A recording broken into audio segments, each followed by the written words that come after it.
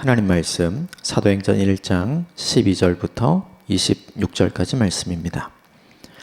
사도행전 1장 12절부터 26절 한 절씩 같이 교독하겠습니다. 제자들이 감람원이라 하는 산으로부터 예루살렘에 돌아오니 이 산은 예루살렘에서 가까워 안식일에 가기 알맞은 길이라.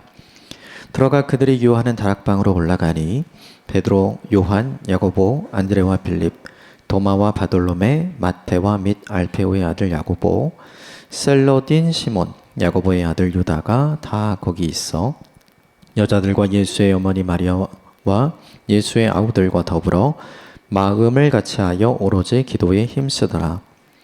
모인 무리수가 약 120명이나 되더라. 그때 베드로가 그 형제들 가운데서 일어서서 이르되, 형제들아, 성령이 다윗의 입을 통하여 예수 잡는 자들의 길잡이가 된 유다를 가리켜 미리 말씀하신 성경이 응하였으니 마땅하도다. 이 사람은 본래 우리 수 가운데 참여하여 이 직무의 한 부분을 맡았던 자라. 이 사람이 불의의 삭스로 밭을 사고 후에 몸이 곤두박질하여 배가 터져 창자가 다 흘러나온지라. 이 일이 예루살렘에 사는 모든 사람에게 알려져 그들의 말로는 그 밭을 아겔다마라 하니 이는 피밭이라는 뜻이라. 시편에 기록하였으되 그의 거처를 황폐하게 하시며 거기 거하는 자가 없게 하소서 하였고, 또 일렀으되 그의 직분을 타인이 취하게 하소서 하였도다.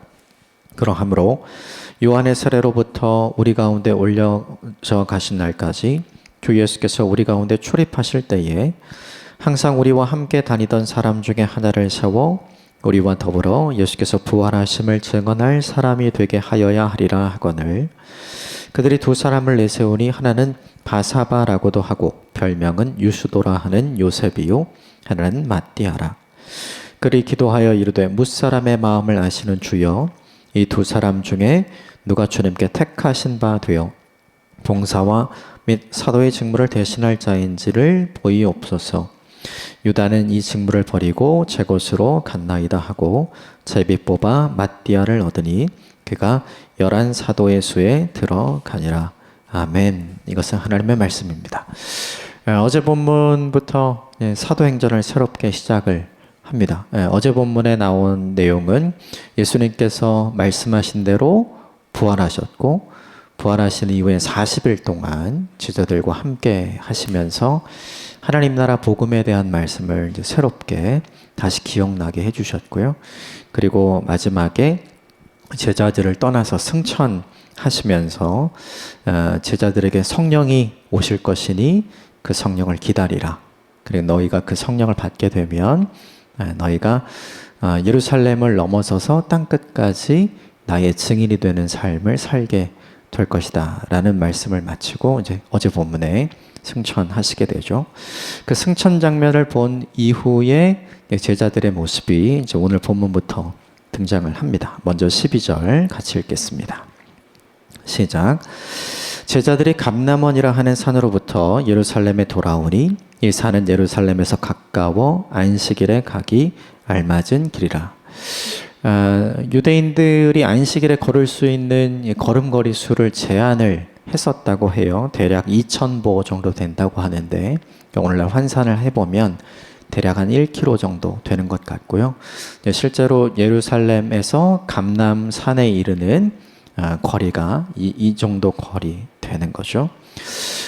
예수님께서 안식 후 첫날 이제 부활을 하셨죠. 부활하시고 나서 제자들과 함께 40일을 함께 보내시고 예수님께서 제자들에게 부탁하시면서 그리고 올라가신 날이 안식일이었던 것 같아요. 그런데 이제 제자들이 예수님을 보내고 나서 오늘 본문에 보면 예루살렘으로 다시 돌아오죠. 근데 되게 중요한 건 감람원이 더 안전한 곳일까요? 예루살렘이 더 안전한 곳일까요? 감람원이 더 안전한 곳이죠. 왜냐하면 안식일이고 예수님의 제자들을 유대 사람들이 다시 보게 된다면 예수님의 제자들에 대한 감정이 좋지 않은 유대인들의 분노를 자극할 수 있잖아요. 또 제자들은 예수님이 십자가에 죽으셨을 때 예루살렘 안에 있으면서 많은 사람들을 두려워했죠. 그리고 그들은 숨어 있으면서 창문도 문도 꼭꼭 닫아놓는 모습을 보여주었잖아요. 그런데 오늘은 본문의 안식일임에도 불구하고 씩씩하게 더 안전한 것에서 더 안전하지 않은 예루살렘으로 이들이 적극적으로 가는 거예요. 사실은 더 위험한 곳으로 가는 것이죠. 이걸 보면 부활하신 예수님을 본 이후에 제자들에게 변화가 생겼구나 알 수 있죠. 어떤 변화냐면 더 이상 두려워하지 않게 된 거예요. 더 이상 사람을 두려워하지 않게 된 거죠. 그렇다면 그들이 뭘 두려워하게 된 걸까요? 하나님을 두려워하는, 하나님의 말씀을 두려워하는 인생이 된 거죠. 왜냐하면 예수님의 말씀대로 죽으시고 부활하셨고 승천하시는 장면을 제자들이 다 보았기 때문이죠. 인생을 살아가면서 우리에게 중요한 것이 있어요. 우리가 누구를 두려워하는 인생을 살 것인가. 오늘 이 본문이 우리에게 보여주죠. 참된 제자의 모습으로 변화해가는 오늘 본문 속의 제자들의 모습은 사람들을 두려워하는 모습이 아니었어요. 사람들 앞에서는 담대한 모습이었죠. 이 모습이 저와 여러분의 모습이 되기를 주님의 이름으로 축복합니다. 대신 사람 앞에서는 담대하지만 하나님의 말씀을 두려워하고 하나님을 경외하는 사람이 된 오늘 제자들의 모습이 저와 여러분의 모습이 되기를 주님의 이름으로 축복합니다. 인생을 살아가면서 우리에게 두려움을 주는 많은 것들이 있는 것 같아요. 그래서 그 두려움을 피해서 더 안전한 사람, 더 안전한 곳을 향해서 우리가 가잖아요. 그런데 오늘 본문의 제자들은 그것과는 거꾸로 된 인생을 살아가는 것이죠. 왜냐하면 안전은 내가 만드는 것이 아니라 하나님께서 우리에게 베풀어 주시는 것이라는 사실을 제자들이 믿고 확인했기 때문인 거죠. 이것을 기억하면서 담대한 인생을 살아가는 오늘 하루가 되기를 주님의 이름으로 축복합니다. 13절과 14절 말씀 같이 읽어보겠습니다. 13절 14절 시작. 들어가 그들이 유하는 다락방으로 올라가니 베드로, 요한, 야고보, 안드레와 빌립, 도마와 바돌로메, 마테와 및 알페오의 아들 야고보, 셀로딘 시몬, 야고보의 아들 유다가 다 거기 있어 여자들과 예수의 어머니 마리아와 예수의 아우들과 더불어 마음을 같이하여 오로지 기도에 힘쓰더라. 감람원에 있다가 예루살렘 성내로 들어온 사람들은 예수님과 함께 최후의 만찬을 하고 예수님이 세족식을 베풀어 주셨던 마가의 다락방으로 함께 모입니다. 근데 참 신기한 건 거기에 있는 사람들의 명단이에요. 13절은 이제 제자들의 명단이고 14절은 여자들과 예수의 어머니 마리아, 아마 예수님의 부활의 최초의 증인들이었던 여자들을 이야기하는 것 같아요. 그리고 예수의 아우들, 예수님의 가족들이 있었다고 이야기를 하죠. 그런데 되게 중요한 게 더불어 마음을 같이하여 오로지 기도에 힘쓰더라. 예수님의 제자들과 예수님의 가족들이 마음이 하나 되었다. 이렇게 되었죠. 근데 생각을 좀 해보면 예수님이 누구 때문에 죽은 거죠? 제자들이 결국은 예수님을 지켜주지 않고 제자들이 다 버리고 도망갔잖아요. 그러니까 예수님의 가족의 입장에서 가장 미운 사람, 예수님의 가족의 입장에서 가장 불평이 많고 가장 원망이 많은 사람, 가장 많은 화가 생기는 사람들이 누구냐 하면 오늘 본문 13절에 나오는 제자들이죠. 그런데 오늘 본문은 어떻게 되어 있냐면 그들과 함께 더불어 마음을 같이 하게 되었다 이렇게 되어 있죠. 부활하신 예수님을 만난 사람의 특징이 있어요. 그게 뭐냐 하면 예수님의 마음처럼 깊고 넓고 큰 마음을 갖게 된다는 거죠. 그래서 내 힘으로는 용서하기 어려운 사람을 용서하게 되는 거예요. 내 마음으로는 화해하고 싶지 않은 사람과 화해하는 관계가 되는 거죠. 내 감정으로는 함께 있고 싶지 않은 사람들과 함께 있게 되는 거예요. 그게 부활하신 예수님을 만난 사람들의 증거이죠. 이 마음이, 이 감정이, 이 생각이 저와 여러분에게 가득하게 되기를 주님으로 축복합니다. 우리가 주목해서 봐야 될 게 있어요. 그건 뭐냐면 14절에 마음을 같이 하여 오로지 기도에 힘쓰더라. 이게 보면 순서가 기도해서 하나 된 게 아니에요. 하나 되어서 함께 기도할 수 있었던 거죠. 이게 우리에게 굉장히 중요해요. 우리가 하나됨을 이루어낼 수 있는가? 그렇지 않은 것 같아요. 제자들은 한 마음과 한 뜻으로 예수님을 따랐지만 제자들은 자리를 탐하는 사람이었기 때문에 제자들은 예수님과 함께 있으면서 4번이나 크게 싸움을 벌이죠. 누가 큰 자인가? 누가 큰 권력을 차지할 자리에 앉을 사람인가? 서로 경쟁하는 사람이었잖아요. 한 마음과 한 뜻으로 모인 사람들이었지만 하나 되지 못한 모습이 제자들의 모습이었어요. 그런데 오늘 그들이 하나 된 마음으로 함께 기도하기 시작하죠. 이것이 또한 우리에게 주는 메시지가 있는 것 같아요. 우린 다 이렇게 생각해요. 기도해서 하나 됩시다. 이렇게 이야기하는 경우가 굉장히 많은 것 같아요. 한 가지 기도 제목을 가지고 같이 열심히 뜨겁게 기도하다 보면 하나가 될 수 있겠다는 생각을 하는 것 같아요. 그런데 오늘 성경은 그것과는 순서가 다르다는 걸 우리에게 알려주죠. 한 마음이 되어야 함께 기도할 수 있다는 걸 보여주죠. 그 한 마음은 사람들이 만든 것인가요? 부활하신 주님이 허락하신가요? 부활하신 주님께서 허락해 주신 것이죠. 저는 이 마음이 저와 여러분 인생 가운데 가득하게 되기를 주님의 이름으로 축복합니다. 그래서 저와 여러분의 인생에 더불어 마음을 같이 하여 함께 기도할 수 있는 기도의 동역자들이 많이 생겨나게 되기를 주님의 이름으로 축복합니다. 오늘 15절 같이 읽겠습니다. 15절 시작. 모인 무리의 수가 약 120명이나 되더라. 그때 베드로가 그 형제들 가운데 일어서서 이르되 15절에 보면 제자들과 그리고 예수님의 부활의 최초의 증인과 그리고 예수님의 가족들 이외에 함께 모인 사람의 숫자가 120명이나 되었다. 이렇게 이야기를 하는데 성경 전체를 살펴보면 신약 성경에서 예수님의 부활의 증인으로 등장하는 사람이 500명이 넘어요. 그 500명이 넘는 사람들이 부활하신 예수를 다 본 거죠. 경험한 거예요.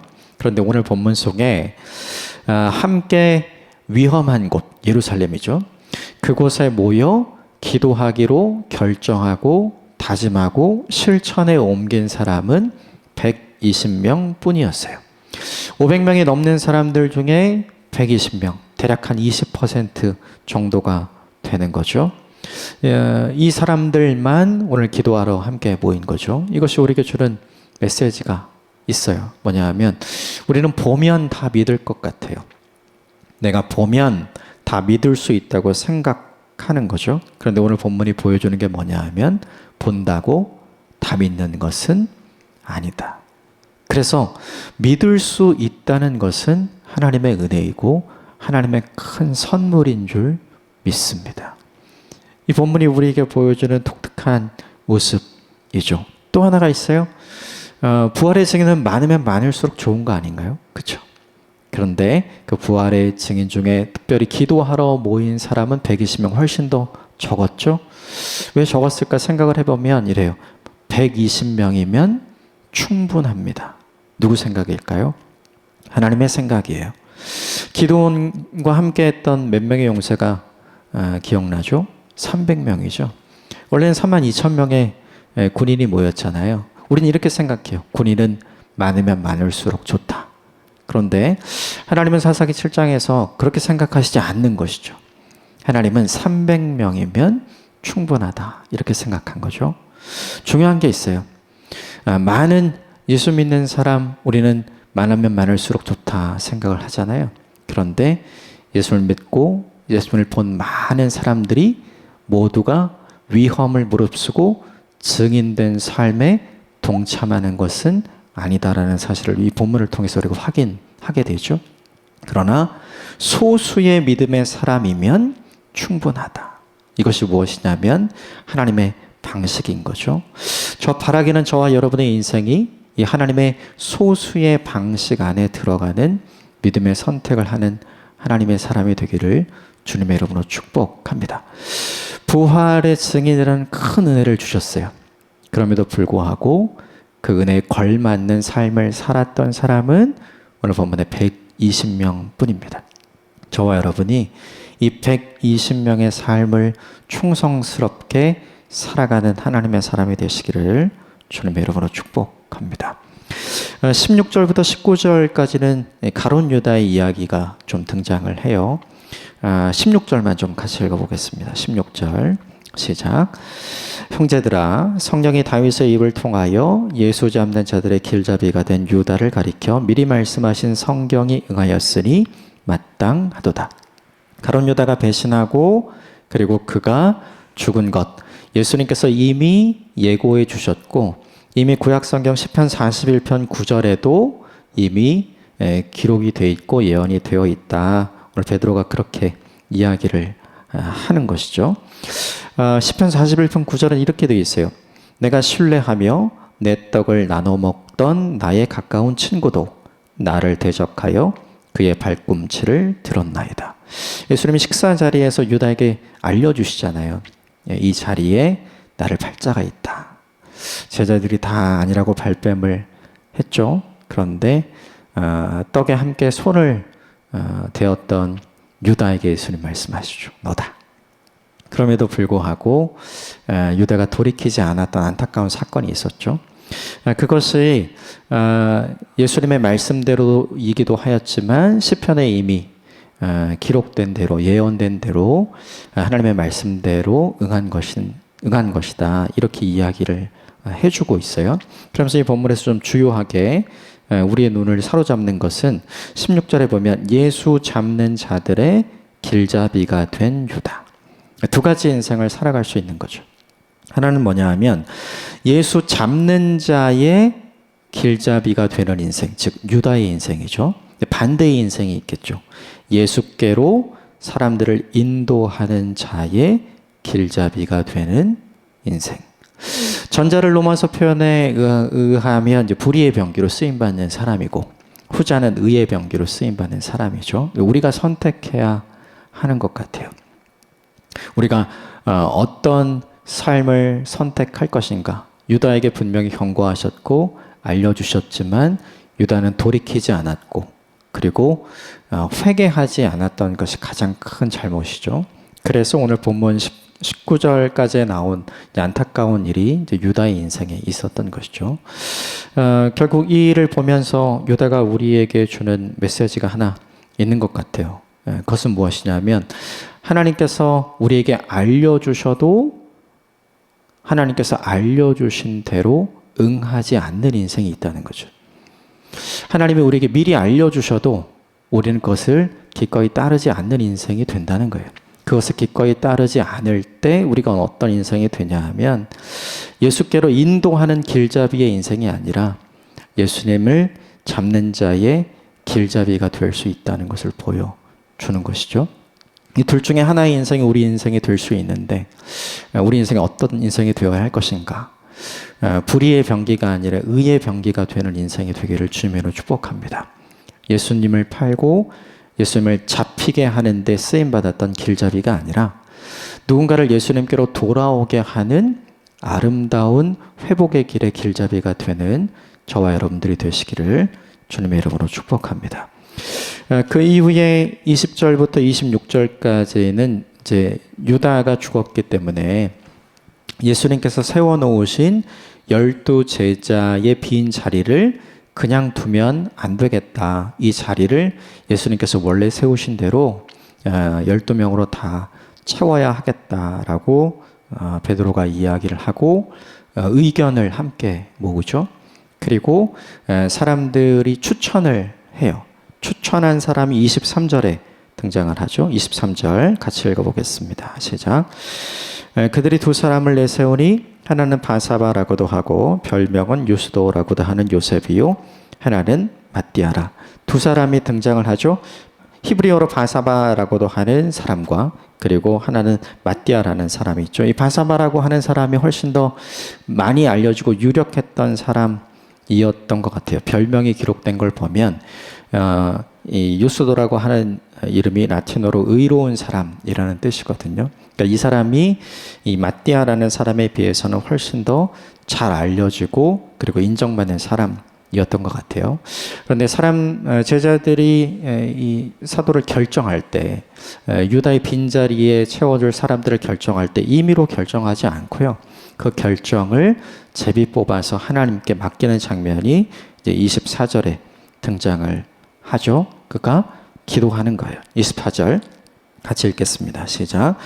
그들이 기도하여 이르되 뭇사람의 마음을 아시는 주여 이 두 사람 중에 누가 주님께 택하신 바 되어.